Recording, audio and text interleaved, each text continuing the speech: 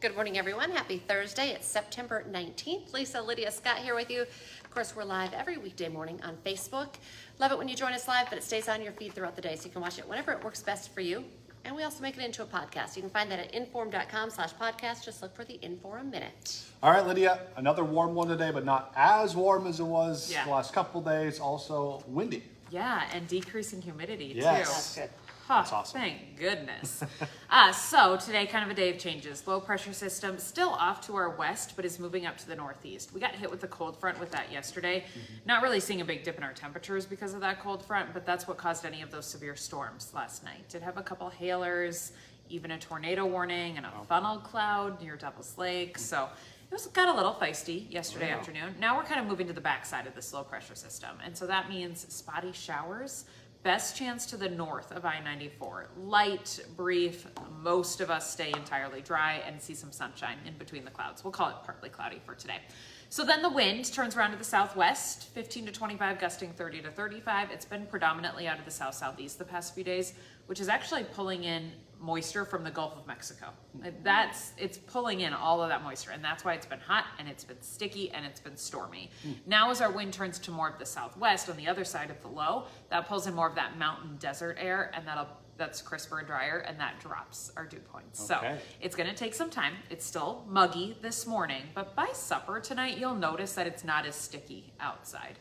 So that'll work its way in. It's gonna be windy, temp still near 80 degrees. Tomorrow looks like a gorgeous September day. Sweet. Low humidity, not too much for wind, 10 to 15 out of the west, temps near 80 and a mostly sunny sky.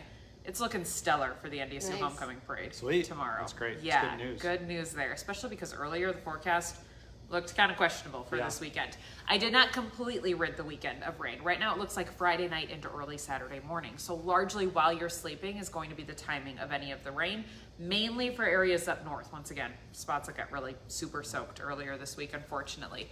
That being said, though, that moves our wind around to the northwest and brings in cooler air, and temperatures will be in the upper 60s with sunshine on Saturday. Okay, well, Yeah. that's awesome. Kind of a fall-like feel for Yeah. tailgating, weekend festivities, maybe a pumpkin patch is in your future. It'll feel a little more like fall, but again, not too hot, not too cold, upper 60s. Sure.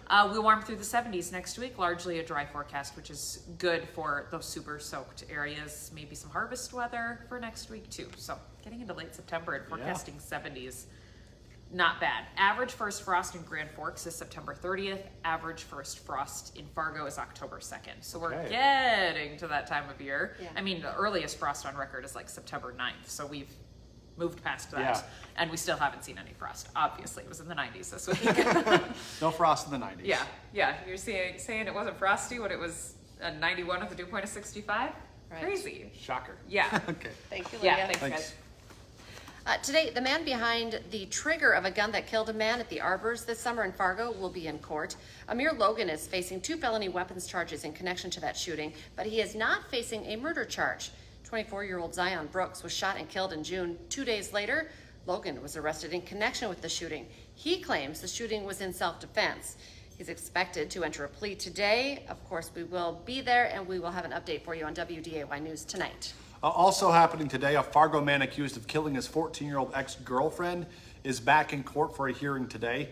18-year-old Isaac Arndt is charged with second-degree murder. He's accused of stabbing 14-year-old Jalen Walker to death and then leaving her body on the Moorhead side of the Red River. He'll be in court this afternoon. We'll have that update for you as well this evening. Today, Fargo City Crews will be cleaning up abandoned homeless camps. It follows the first day of enforcement of the new camping ordinance. Please tell WDAY why they will keep any valuable items for 60 days, allowing people to claim them. WDAY has learned that the son of U.S. Senator Kevin Cramer will be in court on Friday for a change of plea hearing. Ian Cramer plans on pleading guilty instead of going to trial for running into and killing Mercer County Sheriff's Deputy Paul Martin back on December 6th during a police chase. Cramer faces up to 20 years in prison on those homicide charges alone. Right now, the national immigration debate is hitting a fever pitch, with even more bomb threats being called in all across Springfield, Ohio. Dozens of people had to be evacuated from several different grocery stores, clinics in the city. Over the past week as well, schools, universities, city buildings have received some form of threat as well. So kind of out of control there right now. The governor has said false reports of Haitian migrants eating pets are to blame, but of course we're going to continue tracking that story for you. Get ready for high school volleyball tonight on WDAY+. Tonight's game of the week is a matchup between the Shanley Deacons and Davies Eagles. Coverage starts at 7 o'clock. You can watch it, of course, by downloading our WDAY+ app onto your smart TV or your mobile device. You can access live high school sports all season long with it. That's going to be a big game, a great game tonight. Hot Mike with Don Mazzo coming up 9 to 11 on WDAY Extra and Inforum.com. He'll probably be talking volleyball, but also it's a big weekend. Homecoming weekend is here for NDSU, and it's Hall of Fame weekend as well. One of the new inductees, Brett Winkleman, joins the show to discuss his basketball career, so that'd be a cool interview. Plus, the Twins' playoff hopes took a series hit last night in Cleveland. Can they salvage their series with the Guardians? Hot Mike is on from 9 to 11 on WDAY Extra. Oh, the Twins. Don't break our hearts.